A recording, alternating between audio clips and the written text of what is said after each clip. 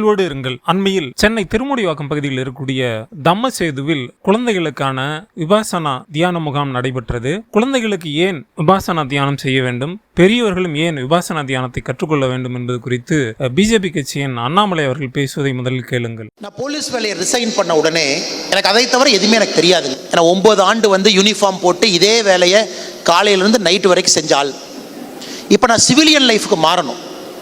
I have to get to a civilian life now. Civilian லைஃப்ங்கிறது நார்மலாக வாழ்க்கையை வாழ ஆரம்பிக்கணும், அதிக நேரம் வீட்டில் இருக்கணும், சொசைட்டியில் இருக்கணும். ஏன்னா காவல்துறைங்கிறது நீங்கள் ஒரு ஐவரி டவரில் ஒரு ஏசி ரூமுக்குள்ளே உங்களை சுற்றி நிறையா பேர் உங்களை ப்ரொடெக்ட் பண்ணக்கூடிய சூழல் இருக்கீங்க. ஒரு நண்பர் சொன்னார், நீ போய் விபாசனா பண்ணுப்பா அப்படின்னார். விபாசனா போய் பண்ணிட்டு வா, நீ மாறிடுவேன். விபாசனா ஒரு புத்திஸ்ட் மெடிடேஷன். ஸோ அவர் என்ன சொன்னார்னா, நீ கர்நாடகாவில் பண்ணாத, எல்லாருக்கும் உன்னை தெரியும், உன்னை டிஸ்டர்ப் பண்ணுவாங்க, தமிழ்நாட்டிலையும் பண்ணாத, வேறு ஊருக்கு போகணும். ஸோ நான் மும்பையில் போய் விபாசனா பண்ணேங்க. ஸோ முதல் நாள் போனோடனே என்ன சொன்னாங்கன்னா, செல்ஃபோனை கொடுத்துருங்க. நாங்கள் செல்ஃபோன் கொடுத்தாச்சு. 10 நாள் பேசாமல் இருக்கணும் அப்படின்னாங்க. நான் கேட்டேன், 10 நாள் என்னையா பண்ணுறதுன்னு. உங்கள் மூச்சை மட்டுமே நீங்கள் பார்க்கணும். You have to observe your breath. அப்போ சாப்பாடு எப்படிங்க கேட்குறது? நீங்கள் போனீங்கன்னா சாப்பாடு இருக்கும், தட்டு இருக்கும், உங்கள் பாட்டுக்கு சாப்பாடு எடுத்து தட்டில் போட்டுட்டு உங்கள் பாட்டுக்கு சாப்பிட்ணும். அதுவும் செவுத்தை பார்த்து தான் சாப்பிட்ணும், மனிதனுடைய கண்ணை பார்க்கக்கூடாது. என்னுடைய வாழ்க்கையில் மிக கடினமான 10 நாட்கள்ங்கிறது விபாசனா. ஏன்னா நான் பேசுகிற ஆளுங்க, ஸ்பீச் கொடுக்குற ஆள், போலீஸில் பேசுகிற ஆள், ஸ்டேஷனில் பேசுகிற ஆள். 3வது நாள் எட்டி குச்சி ஓடலாம் போல இருந்துச்சு. ஏன்னா முதல் நாள் பேசலை, 2வது நாள் பேசலை, 3வது நாள் பேசலை, எப்படா இங்கே இருக்க போகிறோன்னு. 4வது நாள் ஒரு அமைதி வந்துச்சுங்க, ஒரு அமைதி, முழுமையான ஒரு அமைதி உடம்புல. 5வது நாள் அமைதி, 6வது நாள் அமைதி.